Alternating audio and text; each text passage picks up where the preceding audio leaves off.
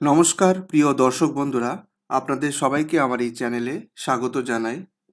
আজকে আমরা আলোচনা করব যে যদি আপনার হাতে 50,000 টাকা সঞ্চয় থাকে তাহলে এটা আপনি কোথায় কিভাবে ইনভেস্ট করবেন।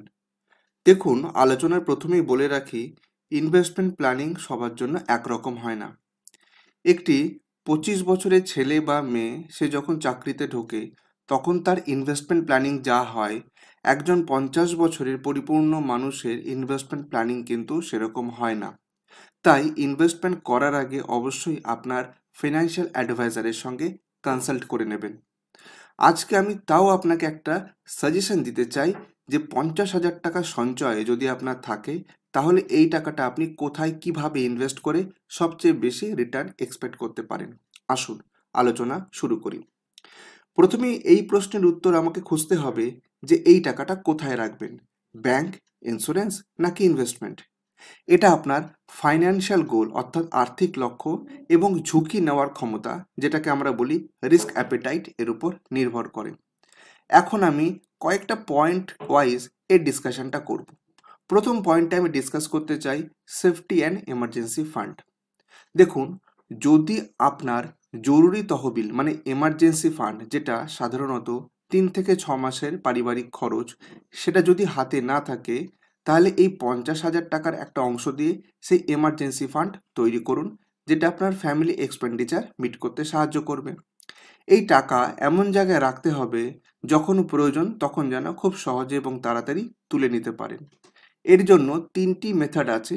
প্রথম মেথড হচ্ছে ব্যাংকে ফিক্সড ডিপোজিট করা। এটি অল্প সময়ের জন্য নিশ্চিত রিটার্ন পাওয়ার জন্য অত্যন্ত ভালো ইনস্ট্রুমেন্ট। সেকেন্ড টুল হচ্ছে লিকুইড মিউচুয়াল ফান্ড করা। সেভিংস অ্যাকাউন্টের চেয়ে সামান্য বেশি রিটার্ন আপনি এই লিকুইড মিউচুয়াল ফান্ডে পেতে পারেন এবং এই টাকা খুব সহজেই তোলা যায়। আর তৃতীয় অপশন হচ্ছে সেভিংস ব্যাংক অ্যাকাউন্টে ফেলে রাখা। জরুরি প্রয়োজনে সবচেয়ে দ্রুত টাকা পাওয়া যায় এই সেভিংস ব্যাংক অ্যাকাউন্টে, তবে রিটার্ন সবচেয়ে কম। এবার আসি দ্বিতীয় পয়েন্টে, সেটা হচ্ছে বৃদ্ধি ও বিনিয়োগ অর্থাৎ গ্রোথ অ্যান্ড ইনভেস্টমেন্ট। যদি আপনার একটা জরুরি তহবিল মানে এমার্জেন্সি ফান্ড অলরেডি তৈরি হওয়া থাকে এবং এই টাকাটা অর্থাৎ এই 50,000 টাকা থেকে আপনি ভালো রিটার্ন এক্সপেক্ট করতে চান, তাহলে আপনি এই 3 বা 4টি জায়গায় ইনভেস্ট করতে পারেন। প্রথমেই বলি মিউচুয়াল ফান্ড।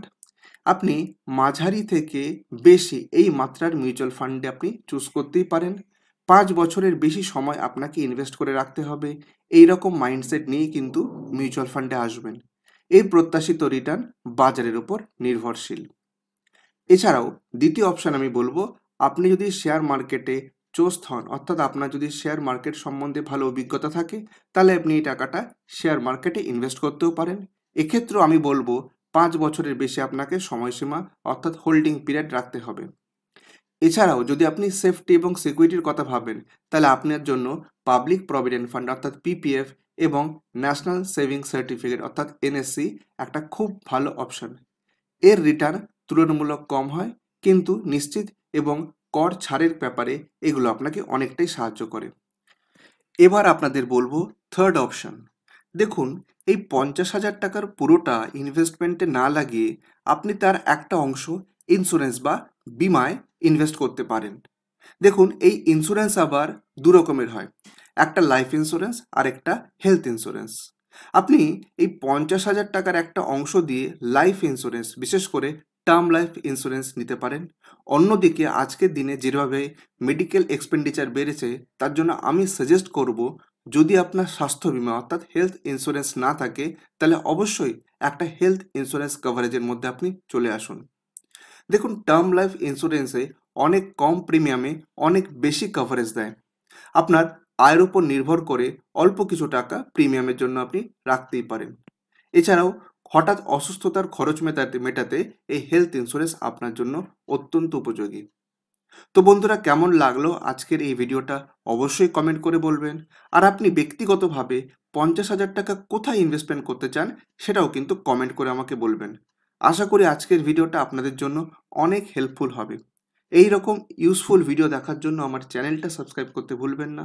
আর পাশে রাখা রেড কালারের যে বেল আইকন আছে সেটা হিট করুন, তাহলে যখনই আমি চ্যানেলে নতুন কোনো ভিডিও আপলোড করব তার নোটিফিকেশান আপনি সঙ্গে সঙ্গে পেয়ে যাবেন। আজ এখানেই শেষ করছি। আরেকদিন হাজির হব এরকমই ইনফরমেটিভ ভিডিও নিয়ে। সবাই ভালো থাকবেন। ধন্যবাদ। নমস্কার।